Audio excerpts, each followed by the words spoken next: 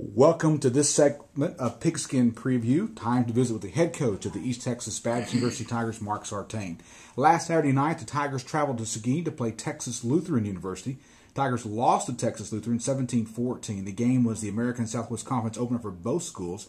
ETBU now 1-2 in the year, 0-1 in conference play. And Coach Sartain, very disappointing loss last Saturday in Seguin because of several opportunities he had a chance to score and because of mistakes. That didn't happen. What did you tell your team after the game, after a disappointing loss like that?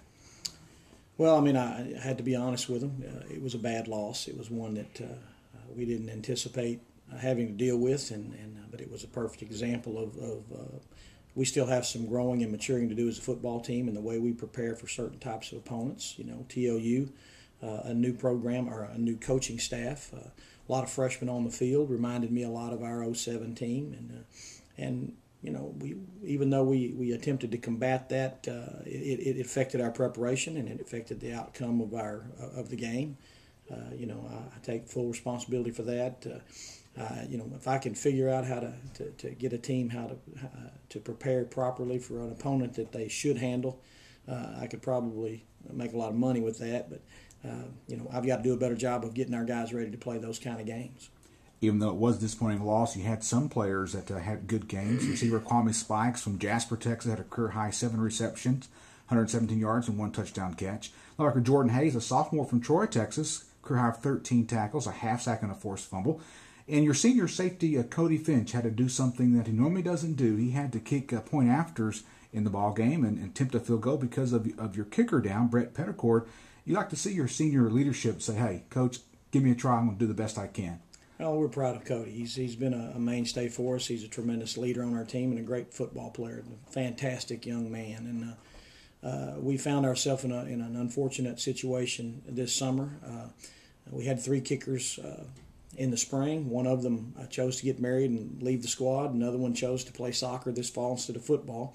That left us with Petticord. And wouldn't you know, the 1 year in my 28-year career that I only have 1 kicker is the only year I've ever had a kicker get injured. It was a fluke accident on a Wednesday practice, and Brett's been desperately trying to get himself rehabbed and ready to go, but it's just such a painful. He actually damaged his kicking ankle, and when that ball strikes his foot, it's like getting hit with a sledgehammer. And he's working hard trying to get it right, get it better. And Cody stepped in and kicked some extra points for us.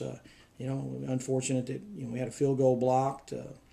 And then, of course, that, kind of caused us to change our thinking later in the game when we would hopefully have had an opportunity for a field goal. But it shows you how vital that aspect of the game is. Visiting with Coach Mark Sartain, the head coach of the ETBU Tigers. Let's move to this week's game, Saturday night at Ornella Stadium, 7 p.m. kickoff against McMurry University. McMurry also lost last Saturday in American Southwest Conference play, losing to nationally ranked Mary Hardin Baylor 43-31. McMurray is coached by Hal Mummy, whose offense has the name of Air Raid Offense. McMurray is definitely going to throw at you because, well, they threw 61 passes last week. Once again, you're facing a passing team. Absolutely. Coach Mummy is noted for his development of that package, and got a tremendous group of skilled players there at McMurray right now. A quarterback that's as good, probably the best quarterback that I've ever coached against in my career, and does such a tremendous job with that offensive scheme. He understands it. He's got all the intangibles plus the physical tools, and they're a very difficult team to defend. They're fun to watch, but they're not fun to play against, and we've got our work cut out for us. Kickoff at Ornelas at 7 p.m. Saturday night. Talk about your game plan against McMurray. Well, we want to minimize their snaps. I mean, a primary part of our defensive game plan is our offensive execution. We believe to minimize their snaps is really the only way to slow them down. They're going to be efficient. They're going to make their yards. They're going to make their catches, and they're going to play their game.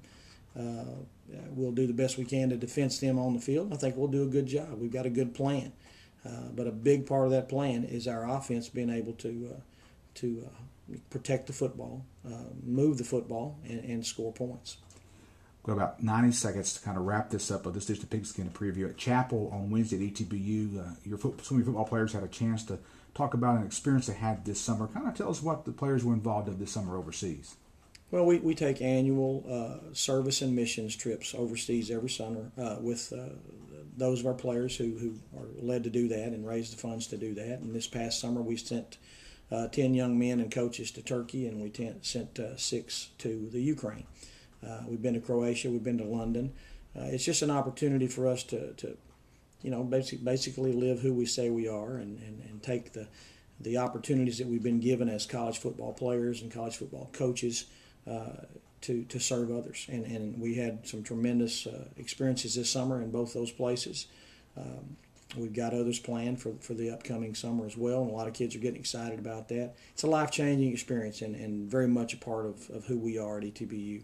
Well, Coach, best of the Tigers, Saturday night, 7 p.m. against McMurry. We'll be there. Reporting for Pigskin Preview, I'm Mike Midkiff.